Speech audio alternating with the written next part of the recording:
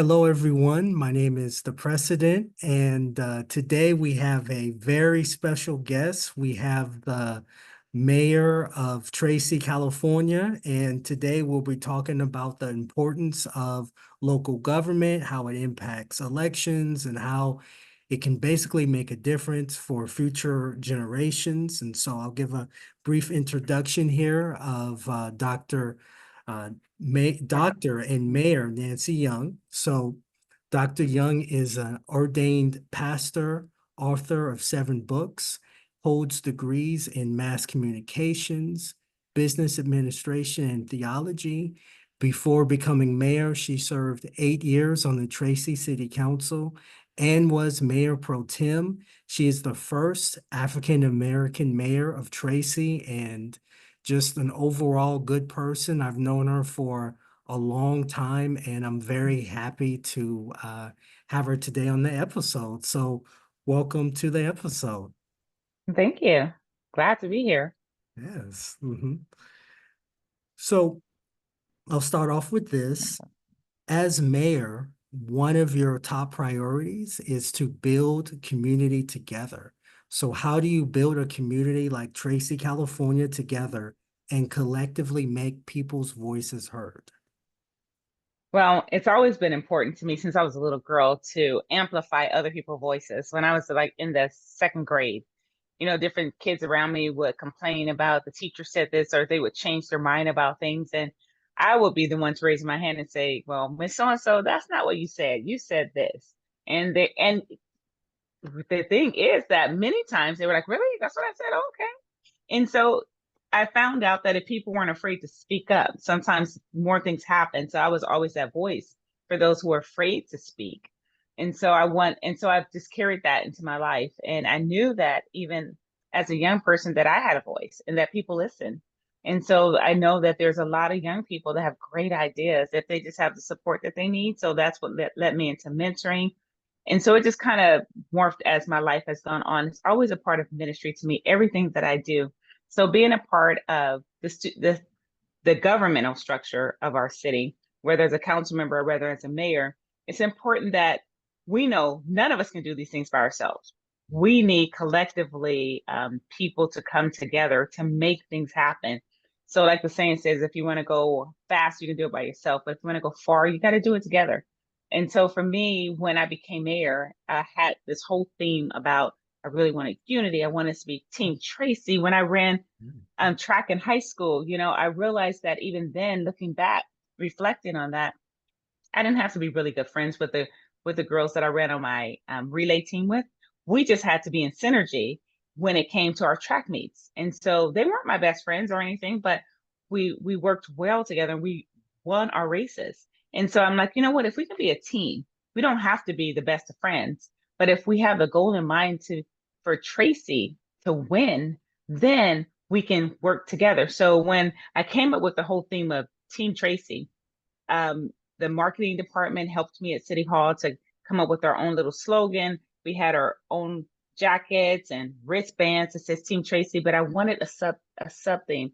And so I came up with building community together. Because that's the only way that teamwork will really work, not just us on the council, but the entire community working together. And if you look at any of my taglines on my social media, I took off Team Tracy just because my team didn't want to be a team.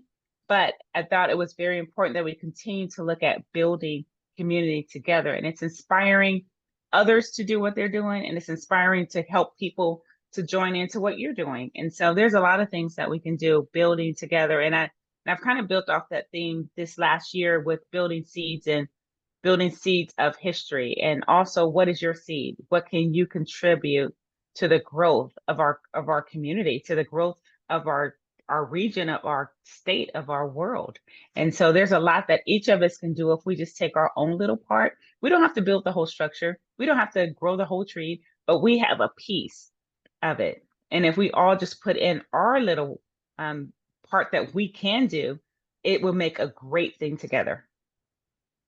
That makes me think of, the Bible verse about um, faith as a mustard seed and how that can grow, and like every person doing a little bit, how that really makes an impact. And if everyone all comes together, they have more stake in it, and it just makes them want to feel like they're more a part of the community and they care about it more than if they feel like, hey, I'm off to the side instead of this is us together, and that's how I look at like what you said. It's just so powerful to me. Yeah, it's not just about being told what to do. See, some people they wait around, they want somebody to tell them. But many people, they want to be a part of the decision, even if they just want their voices heard to let you know what's important to them. And I think that's always been important for me to have the right, everybody voices at the table to Mhm. hear what is important to different people. Because yes, together we can do a lot more.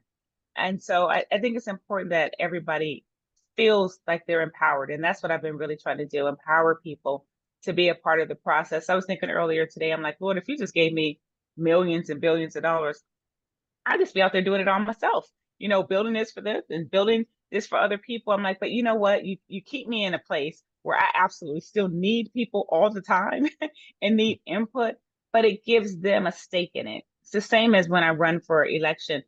If I had the money, I could just pay for things to be printed or whatever. But when people put in, even if they put in $1, they have a commitment The that commitment. they're supporting Exactly. you. And Yes. so that's what's always been important to me. The person who gives $1, the person who gives, a couple of thousand, they all mean the same to me, to be, and those who don't have anything, but just have their time. Because I've always done a lot of things because I have more time than money. And Mhm. so, I think it's very, very important that we're acknowledging every piece that all of us have to contribute. Yeah, great. That's great. And one of the things that really stood out to me, and I want to quote you on this, that I really like your motto, is that you come prepared to every meeting with two things: enough information to form an opinion and enough openness to change your mind. And I wanted to use that to basically say, like, how did that play into one of your greatest accomplishments? And like, how did you basically utilize that to really, accomplish a great goal for Tracy? Well, I think the overall model stands strong in that whenever we come to a meeting, we should have studied, we should know what's going on with an item. We should take time to investigate. See, some people can say, well, I'm anti-development, but have you talked to the developers? Have you even seen them in the community? They're part of a lot of different philanthropy boards that are trying to help others and give back to others. And so when we had a big decision to make at Sutter, I got a call from a community member saying, no, you should not build this, you should not expand this in my community. It's going to run down the value of home prices. And so, the initial information is like the we got a report from the planning commission that said that they didn't recommend it. And so Sutter was appealing to the city council. I'm like, well, the nerve, I mean, if the planning commission said no, I'm getting calls from people in the community, then the answer must be no, so, back up. But I decided to call people. I called a couple of people on the planning commission. I said, what was the real issue? And so one of the people I talked to, Rhodesia Ransom, she said, it's not that we had a real problem with the project, it was the attitude, the entitlement, the condescending attitude of the presenter, the CEO at the time. And so I talked to the person who called me in the community. I went and met with her. I met with a lot of her neighbors, and just to see their opinion and see what was going on and what their thoughts were. And I met with doctors, I met with nurses, I met with other patients. I began to interview and find out the real challenges and what the real input was. And so when I did meet with the CEO, I told him, I said, I heard that the real problem is your attitude. And so he took that to heart. He went and got a person, a company to represent them. And so they did their research and they came back and they came with a whole different attitude. And the few things that needed to be changed around, it passed. I mean, it was still a 3-2 vote in our city council. And this was early on for me in the council. But for me, it helped me by going to just not just based on what I've heard or what I've read, but to do some more research on my own. And so that changed my opinion. And so I became a proponent for this expansion, which is now the urgent care for Sutter. and it has built up that community. It's absolutely the opposite of what people said that it would be. And so it's amazing now that we're looking for expansions and other things that Sutter is doing, that are even the different hospitals in town. People are amazed that it was ever a conflict, but it was a contentious issue. But now it's a beautiful place to be, and it's really, like I said, built up that neighborhood. And I'm sure it's helped increase the house values versus the decrease in the house values. Plus, it's given more access to our community 7 days a week when we need that urgent care and don't have to go over to the hospital. Yes, perfect example. Like how you talked to the CEO, how you had an open mind. Like that to me is how government should be, because things aren't always just a straight line. There's always another way to look at things. There's always different opinions. And like what you said earlier, looking at the different voices, bringing all those voices to the table. That's how government should be, representative of people and not just one group of people, but as many people as possible in the community. And that's exactly what you did with that example there, to me. Yes, it's important that we're always keep an open mind, because I tell you, some things are not exactly what they look like. And that's why it gets really hard when it comes even to election time or measures or things like that. Me serving for a while on the League of California Cities board, it was 50 something of us, but we got to hear so many different aspects of a potential item that they wanted Cal Cities to be able to support or to oppose.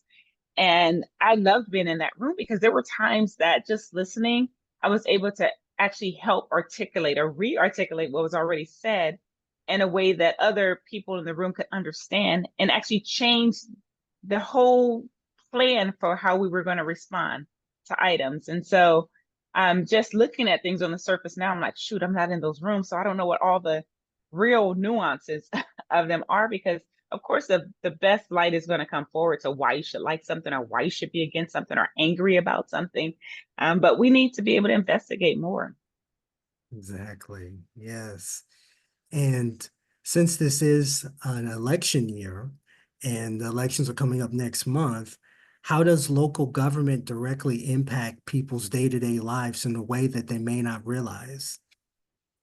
And I think a lot of people are always the everyday person look at the president of the United States. Yeah, that's Right. true. So there are a number of things that come down from the president. It's important. When we got to the ARPA funding and everything, and as a mayor, I was able to be on those calls across the country for all of us mayors having a fit, saying you cannot just send money to Oakland or to Stockton, or not Stockton even. Well, Stockton did get money in our county, but the only big city. And so they were only looking at big cities. We said, you've got to do something about us smaller cities, because we are suffering too. You have us shut down. And so we were able to get those things changed and get that money funneled from the top down. But that takes a concerted effort of local leaders that's pulling it here. So many people serve at state levels too, and it's travesty if they don't have a heart to listen to local people. They're making decisions based on whatever they're making them on, but not on real experience here on the ground level. Because local places where it really happens, local affects your local taxes, what you pay for your water, what you pay for your amenities, what you when you turn on your lights. That has nothing to do with, I mean, it has to do with you paying your bill, but other than that, it doesn't have anything to do with a national or state government, not even a county. It's locally. You want to, if your public works is not working, you going down the street and your lights not working, who you gonna call if the lights out? You're not calling the president. You're not calling your governor. Where is it? What people complain about potholes and all kind of stuff. They complain at every level. Of course, that's why I serve on different boards, and I realize that transportation is completely interweaved, even internationally. There's a lot that goes on with all those things, but where the rubber really meets the road is at home. So it's very, very important that people are paying attention. They're paying attention to who's your mayor, who's your council members, even down to who's your commissioners, because commissioners are going to have a very strong input on making on decisions that are made by the council based on what they give them. And so I think so many people are unplugged and just think that things are going to go on automatically. but so many things get done, even on the side, whether it's good or whether it's bad. But people need to pay attention and know that these local people, we're the ones that are making things happen for us here. Yeah, that's a great way to put it because, like, how I thought of it too is like with the president, like there were 58 counties in California, and so the president couldn't do something for all the 58 counties, and then there's different cities, and then it gets so complicated at the higher levels from the federal level, then even the state level. And so that's why a lot of the responsibility, the main responsibility comes down at the local level because the state and the federal, it's just too much for them to try and do all these little things for every single city. And I think it's important for people to know how their government works and how their government serves them because the government does so many good services for people that I feel like gets overlooked so many times, because like you said too, it's bigger than just the president. It is, and a lot of things are overlooked. This morning, I had my meeting with the San Joaquin Regional Rail Commission. I'm the current chairperson for that, which is many people know it as ACE, or ACE, Altamont Commuter Express Rail. And we were looking at a contract that we had to approve to add another like $400,000 onto for grant writing. And so the total contract is not like $1.2 million, but they brought out the fact that they gave us a whole list of all the grants that we've gotten that's over 200 and something million this year because of that contract.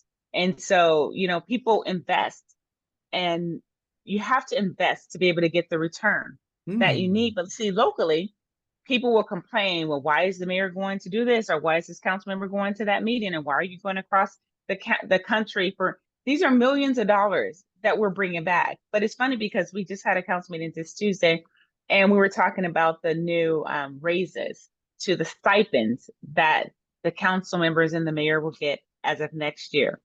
And so, people get up and complain about, how dare you give yourself an 85% raise and you're only giving your staff like 6%.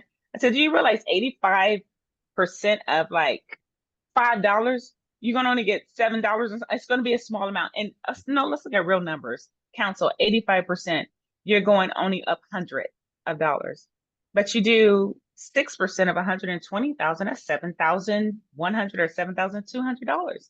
Those are thousands. You don't compare that because we're out there. I mean, even if we were getting real money, even if we're getting a real salary, which we're not, um, there's millions that we are responsible for bringing in. When you want your roads widened, that is not a $10 project. When people Yeah. have a fit about Bessie being upgraded because it's an older road, yes, it's an older road. It was built back like in the 60s or whatever, and it did need work. But when we only had a $1 million budget to do all the fixing on all the roads, the potholes, and everything that we had around the entire city in 1 year, $1 million. And then when SB1 came out, we added another 1 million. So it's 2 million. And people are saying, well, how come Bessie isn't done? Bessie is an interior, not an main artery road. It's inside of a neighborhood, a half a mile stretch. It was estimated to be over $3 million to fix. It's already probably up to $9 million to fix that stretch of road that's still not complete. But people don't understand that. They just complain about the road, but I'm just like, you need to understand the impacts. If you're going to take, even when we thought it was only going to be 3 million to fix that one half a mile stretch, and don't complain when it's a year and a half and you don't have any other things fixed on our roads because it's a give and take. And so it's important that people are plugged in to understand. I've asked for kind of like a community, I can't think of the name of it now, like a community kind of academy of how government works and the different things that goes on. I've been asking for that for 12 years since I've been on the council. A citizens academy, that's what it's called. I wanted to be able to offer that for the community to be able to come out. For those who's interested in running or just want to know how things work or just want to know how to get things done. And so if we have that, then we can have more citizen advocacy that really helps get things done. And so things don't get bogged down because people get misinformation, just a little piece of something, they run with it and don't even come to find out whatever the truth is. And then we get delays in our community. People are upset about delays and they think the things they're doing are helping, but the things they're doing are actually hurting and making the delays even more. Mm. Yeah, that actually ties into the next question here. Okay. Why is it important for people to vote in local elections, especially when it comes to city council races? So my thing, your voice matters. It's true. Your voice matters, your vote matters. Who gets in? Because see, by default, if you don't vote, if you don't say anything, then other people are going to get in. I don't know how true it is. I haven't done my own personal research, but I think someone had said in one stat before that Hitler got in by one vote. And so the thing is that, you know, if you don't cut your grass, if you don't take time to get the weeds and stuff out of it, your weeds will far outgrow your grass super fast without doing a thing, not a thing to it. But it takes effort to cultivate, to take care of, to manicure. And so that's what happens in your community. If you do nothing, then all kind of people just slide in to your leadership. And then you're wondering why things have been cut or why things have been increased or why there's no accountability for stuff that's just happening because you've never taken time to lean in to find out what actually is going on. And so your voice actually does matter. Your vote does matter. If you, like I said, if by default, if you don't vote for somebody, then you're allowing that vote to go against someone. I know in a hotly contested presidential race that we have going on right now. And I was reading a thing online and I was tempted to type. I think I typed a couple times, just erased it both times. I'm like, I'm not gonna say nothing. But it was like, okay, are you with her? No, I'm not. And so someone else asked, well, if you're not with her, are you with him? And so I'm like, do you not understand that, your vote against or not for is by default for somebody else? Mm. And so if you're not walking in the light, you're by default walking in darkness. And so I think it's very, very important that you're enlightened as to what people get caught up on one thing. Well, I heard that council member did so and so. Okay, well, do you even know what other people have done? If you're not going to weigh them on the same barometer, then don't weigh it at all. And so, look into some things that's actually really important to you. And so, you're going to ask somebody locally, what do you think about the whole thing with abortion? What does that got to do with local elections? We don't deal with that on this level. And so people need to understand what you do deal with, what you have influence over, and what you don't. Because otherwise, people will still make emotional decisions. I'm going to vote for that person. This one guy told me before, your opponent seems more patriotic than you because she was a veteran. Are you kidding me? So what that got to do with Tracy? Mm. So it's different things that people need to be aware of what's relevant and what's not, because other people will promise you the world and they'll do it based on your ignorance. And so, and even if they could give you that, they won't if they haven't done anything in the past. A huge indicator of what people will do for you is based on what they have done in the past for others. So. Mhm. You know, my grandfather has basically grew up in the South, and there is this piece of paper that says he had to pay a poll tax to vote. And I still have that at my house. And so that really sticks out to me because having that right to vote be restricted, having to pay poll taxes, having to go through all of that, and then now to not vote, not have your voice heard. I mean, like that's a lot. I mean, because it's so powerful that people were willing to die and give their lives just for us to have our voice heard. So it is so important for people to be educated on the issues, and especially like how you said, not make it based on an emotional decision, but to really get all the facts and really have that open mind and then exercise their right to vote because it really does make a difference. And it does matter. And yes, people have sacrificed. And I don't want to address that directly, but the first thing I thought about was, well, the second thing I thought about was John 3:16 in the Bible. Many people can quote this by heart because it's something that many people learn as a little kid. For God so loved the world that he gave his only begotten son, that whosoever believeth in him should not perish, but have everlasting life. And so I remember I preached that message many years ago about should, because just because people should do things don't mean that they do. And Mhm. so the way was made clear because of the love of God that everybody can have salvation, have eternal life, but they don't all go towards that and receive that. the thing is with voting back and the second thing, which was the first thing that came to me, was when I was in high school back in the 80s. It was only 20 years removed from the civil rights movement, Mm. the height of the civil rights movement. Of course, it really started in the 50s, but the 60s when a lot of things took place. And we did a whole play for Black History Month. It was called Then and Now. And so we did a lot of improv. And so I was from the New Day of buses. So we did a whole thing back in the day with Rosa Parks. And then the New Day was when you sat in the back of the bus, you were cool. And if you sat in the front of the bus, you were like snobby or stuck up. And so it's like, okay. So it was just a reverse of how things were. We did a thing with when it came to church scene. We had a church scene. I was in the up to date gate, and the pastor had come up, and I remember it was played by this guy named Ron, and he got up and he was like, "Okay, choir, sing my favorite song," and we start singing "Money, Money, Money, Money." And so it was just talking about how we were showing how things had changed from then to from the 60s to the 80s in substance. And we did a whole thing about voting. And I remember at the time, because I was only 17, and I was like, when I am 18, I am going to vote. And as soon as I got to college, I registered to vote and I voted as soon as I could because we talked about how people did not realize and really, take advantage of all the sacrifices that were made. These weren't just things that people got up and just had a little discussion. People literally died for these rights for us to have and for people just to be nonchalant and think like whatever. It's amazing to me when I'm on the campaign trail and talk to older people older than myself who's never voted just because they don't feel like their voice matters.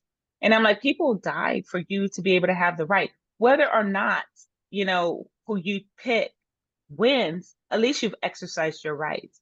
And I felt like as a young person that if I didn't at least have a say in something or try, then I didn't have a right to complain about it. Mm. I remember one time I missed an election at school. It was my junior year in high school, and we had to pick our senior colors and our senior name. And my sister, who was a year ahead of me, they were the inspirations, and they had their colors were pink and gray. And so when we had the for the end of that year to pick ours, I was actually off site. I wasn't even at the school at the moment. I was off site at a meeting. Story of my life.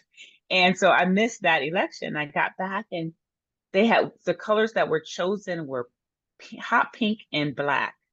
And I was like, I want a hot pink and black. I mean, I didn't even like pink. And so, but in that moment, I was like, I didn't vote. I Mm. did not vote.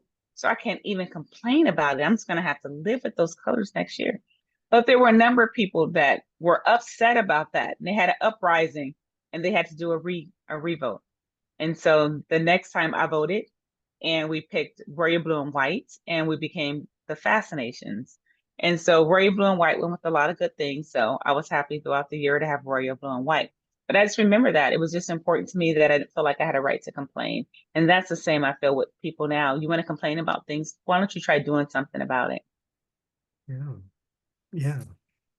I, I was gonna title this The Importance of Local Government, but it feels more appropriate for this episode to be titled Your Voice Matters. 'Cause I think people really need to know that their voice matters and their issues matter and really try and have them come to the table and really be a part of the political system. And another thing I like about you too is that you're very involved in the community. You're very active. And I think that that's extremely important, for really making that difference for future generations as well.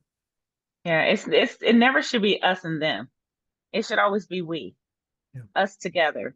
When me being the first African American mayor and the first elected female mayor, I didn't intend to be the only one ever. And just like I'm just gonna hold the spotlight. I'm trying to bring people alongside me at the same time and then help elevate other people. I don't have to hold the spotlight. I want others to be able to be there and for others to be inspired by them. That's the whole point of it. I remember when I had my mayor's ball last year, I said, you know what? People were telling me, please, I don't want to be in the back of the room. I don't want to be far from you. So I had my decorator to put me in the center of the room.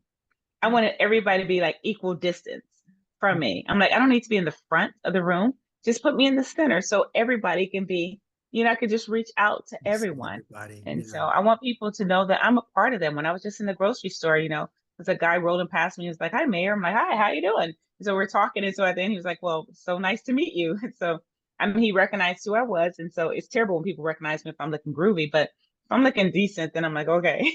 And we're like, oh, yeah, man. So, but yeah, I just, it's just important to me. But like I said, it's a part of ministry because to me, it's the equalizer when everybody is just people. And so it's no big I's and little U's. I don't know. I don't have all the answers. I don't pretend to have all the answers. And that's how I continue to learn. That's how I continue to grow in life. And I want to be growing all the way until I leave here. Exactly. Yes. And we're about to wrap up here. Any final thoughts or anything you'd like to share about how our conversation ties into impacting future generations of Tracy, and just for any other cities as well that you think is important for people to know for their local government? I think for everyone, we all have a seed to plant. So even though I have building communities together, I think I mentioned earlier that I have now since my State of the City earlier this year, I have What's Your Seed? I have a hashtag, What's Your Seed? Because all of us have a seed no matter what it is. Some of us are not that out front leader, and that's okay. We all have to have our own place. If we were all alpha, to just be a mess. I don't need anybody that's like Nancy. I mean, diligent, yes, and dependable, yes, but I don't need another me, opposite me. We all have our own gifts and our own talents. God has made us each unique individuals. And so we need to lean into that and lean into be comfortable of who we are and what we can contribute if it's leading in a capacity or if it's support. We all need support systems. As you know, Benjamin, we had the whole thing on personalities dealing with the student discovery program. It's important that everyone has their own different personality, and we can expect somebody else to do things just the way that we would do it because they're not us. And so I want to encourage others to just wherever you can lend your voice, whatever seed that you can plant. Some people just need to be pushed. My mentor when I came on the council is Evelyn Tolbert. I had sat in the audience for 2 years at that point, and I ended up sitting in there for because I didn't win the first time I ran, but I didn't feel like I was ready yet. I mean, I had led a lot of other things, but I just didn't think that I was ready to be on the council. And I remember she called me to have a meeting with her, and she said, I need you to just meet me at City Hall. So I did, and we sat down in her office downstairs, and she handed me a piece of paper. She slid it over to me. She said, "I need you to sign this." And she had the top of it covered. And I'm like, wait, let me read. And as I'm starting to read, she said, "You don't need to read this. I need you just to sign right here and give it back to me." So I trusted her. I signed it and I handed it to her. Well, the next week I saw in the newspaper, Nancy Young is running for Tracy City Council. I'm like, I am? Oh my God, I'm running. And Wow. so she just like pushed me out in the water. And it was like, she was like, "No, Nancy, it was time. And you're just being too timid on the edge and just waiting till you get everything together." And I think that's what happens with a lot of people, a lot of women, and maybe even people of color. We wait till we've accomplished a whole lot of things before we apply or even try to do things. Others just step out there. I can do it. They don't have no degree, don't have nothing. And they just do. And a lot of times they get the good jobs, they get a good pay, they get all that because they just have the thought that I can do it. And all of us, we're trying to just cross all of our T's and dot all of our I's instead of running and running and writing the vision as we go. And we need to just learn that we are enough. Wherever we are, we have something to contribute. I don't care how young or how old you are. My little grandson is 7 years old and he is so enlightening. He is way more thoughtful than a lot of adults that I know. And so, all of us have something to contribute no matter what age we are. And that's what we all need to lean into, being authentically ourselves.